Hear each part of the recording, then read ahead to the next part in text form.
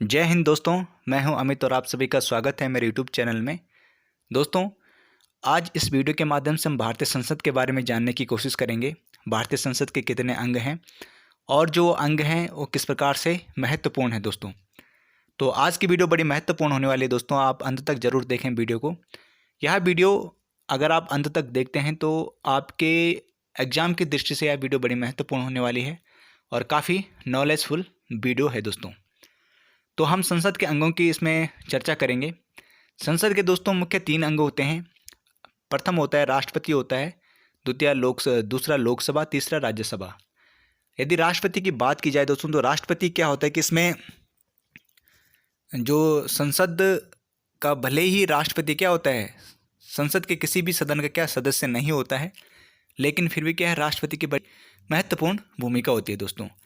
क्योंकि संसद के द्वारा जितने भी विधेयक जो पारित होते हैं उनमें राष्ट्रपति की अनुमति यानी हस्ताक्षर होना बहुत ज़रूरी होता है, तभी जाके क्या है वो कानून का रूप धारण करते हैं। जो भी विधेयक संसद के द्वारा पारित किए जाते हैं उनमें राष्ट्रपति के हस्ताक्षर होते हैं, तो उसी बिना राष्ट्रपति के हस्ताक्षर के क्या है वो विधेयक कानून का रूप धारण नहीं कर सकते हैं। इसलिए राष्ट्रपति बड़ा महत्वपूर्ण अंग है संसद का। और बात करते हैं हम लोकसभा की। दोस्तों, लोकसभा जो है इसको निम्न सदन कहा जाता है और इसमें अधिकतम संख्या सदस्य संख्या जो होती है 552 होती है। और इन 552 में से निर्वाचित होते हैं राज्यों से 530 निर्वाचित होते हैं और केंद्र शासित क्षेत्रों से 20 निर्वाचित होते हैं और मनोनीत होते हैं एंग्लो इंडियन 2 सदस्य एंग्लो इंडियन समुदाय के मनोनीत होते हैं। राष्ट्रपति के द्वारा इन्हें मनोनीत किया जाता है। तो अधिकतम सदस्य संख्या जो होती है 552 होती है दोस्तों लोकसभा में। अगर कभी आपसे प्रश्न पूछ लिया गया कि लोकसभा में अधिकतम सदस्य संख्या बताइए तो 552 है।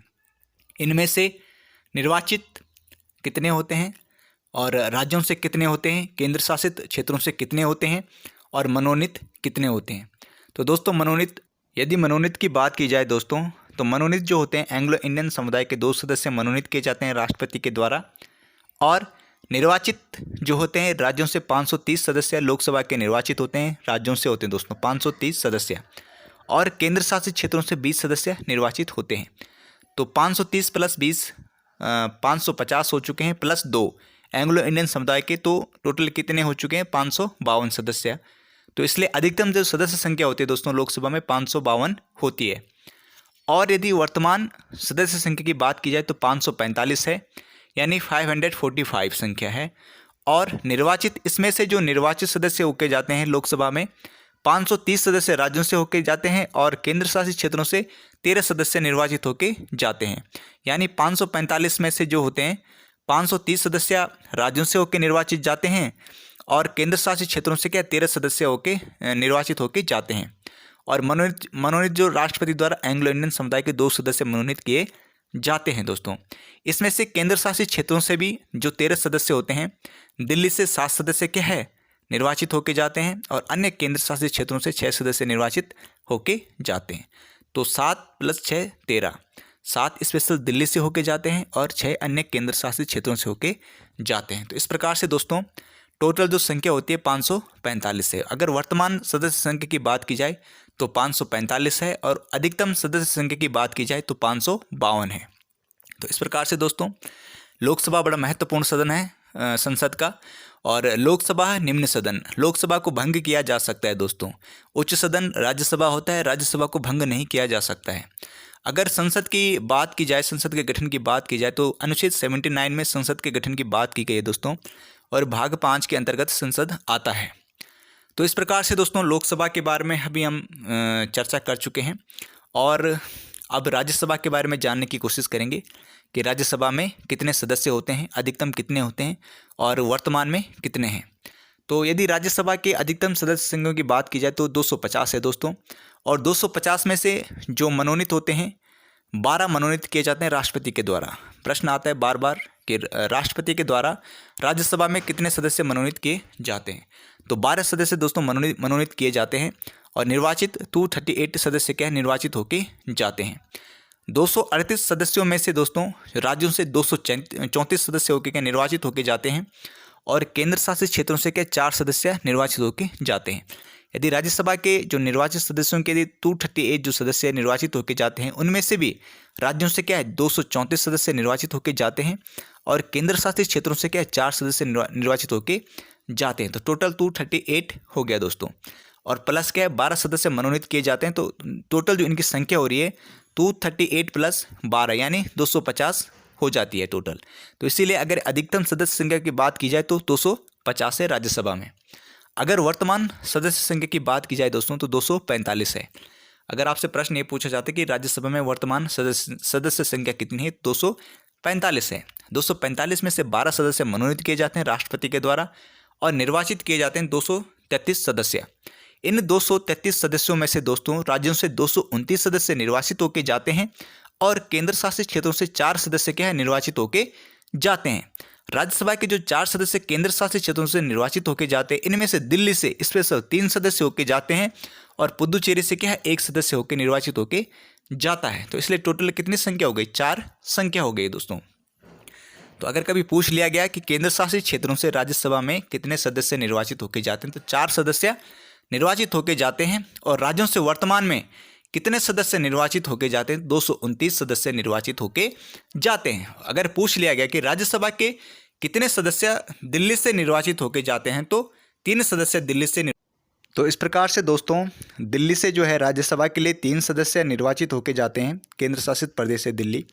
और पुदुचेरी से 1 सदस्य क्या है दोस्तों राज्यसभा के लिए निर्वाचित होके जाता है। तो इस प्रकार से दोस्तों टोटल जो है वर्तमान में सदस्य संख्या 245 है राज्यसभा की और अधिकतम सदस्य संख्या 250 है दोस्तों। और इस प्रकार से यदि आपसे कभी प्रश्न पूछ लिया गया है कि जो मनोनीत किए जाते हैं 12 सदस्य राज्यसभा के लिए राष्ट्रपति के द्वारा मनोनीत किए जाते हैं और जो निर्वाचित होते हैं दोस्तों वर्तमान में 233 सदस्य निर्वाचित होते हैं राज्यसभा के लिए। और इन 233 सदस्यों में से दोस्तों जो है राज्यों से ही क्या है राज्यसभा के लिए 229 सदस्य निर्वाचित होकर जाते हैं और केंद्र शासित क्षेत्रों से क्या 4 सदस्य निर्वाचित होकर जाते हैं राज्यसभा के लिए। इन केंद्र शासित क्षेत्रों से इन 4 सदस्यों में से दिल्ली से 3 सदस्य होकर जाते हैं राज्यसभा के लिए निर्वाचित और पुदुचेरी से 1 सदस्य निर्वाचित होकर जाता है। तो इस प्रकार से दोस्तों ये संसद है और संसद के जो ये अंग हैं राज्यसभा, राष्ट्रपति और लोकसभा। तो इन हमने दोस्तों इस वीडियो में इन तीनों अंगों के बारे में जाना है, किस प्रकार से क्या है किस किस का कार्य होता है। और इस प्रकार से कार्य तो भले हमने नहीं पढ़े दोस्तों, कार्य अगली वीडियो में मैं इसमें बनाऊंगा आप सभी के लिए। कार्यों की जो चर्चा होगी दोस्तों, राज्यसभा के जो कार्य होंगे अगली वीडियो में बनाऊंगा और लोकसभा के जो कार्य हैं वो अगली वीडियो में बनाऊंगा। और फिलहाल जो हमने जाना है इसमें कि लोकसभा के जो कितने सदस्य होते हैं अधिकतम और वर्तमान सदस्यों की संख्या कितनी है, ये हमने इस वीडियो में जाना है। और जो राज्यसभा है दोस्तों उसकी अधिकतम सदस्य संख्या और वर्तमान सदस्य संख्या कितनी है ये हमने जाना है। और राष्ट्रपति के दोस्तों जो क्यों महत्वपूर्ण है, क्योंकि दोस्तों राष्ट्रपति जो है संसद का भले ही सदस्य नहीं होता है सदन का, लेकिन दोस्तों जितने भी जो संसद के द्वारा क्या है कानून पारित होते हैं उनमें राष्ट्रपति के हस्ताक्षर होते हैं। दोस्तों राष्ट्रपति हमारे देश का प्रथम नागरिक है और बिना राष्ट्रपति के दोस्तों कोई भी राष्ट्रपति के हस्ताक्षर के बिना राष्ट्रपति के हस्ताक्षर के कोई भी कानून क्या पारित नहीं होता है संसद के द्वारा। तो इसलिए दोस्तों राष्ट्रपति क्या बड़ा महत्वपूर्ण अंग है संसद का। तो इस प्रकार से दोस्तों राष्ट्रपति बड़ा महत्वपूर्ण अंग है संसद का और लोकसभा भी बड़ा महत्वपूर्ण अंग है दोस्तों। लोकसभा में हम चर्चा कर चुके हैं दोस्तों, अधिकतम जो संख्या होती है 552 होती है और वर्तमान सदस्य संख्या 545 है। और इसमें कितने क्या है राज्यों से निर्वाचित होकर जाते हैं और केंद्र शासित क्षेत्रों से कितने सदस्य क्या है लोकसभा के लिए निर्वाचित होकर जाते हैं।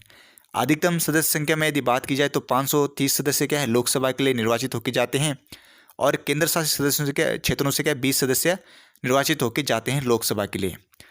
और दोस्तों यदि मनोनीत की बात की जाए तो 2 सदस्य के एंग्लो इंडियन समुदाय के राष्ट्रपति के द्वारा मनोनीत किया जाता है।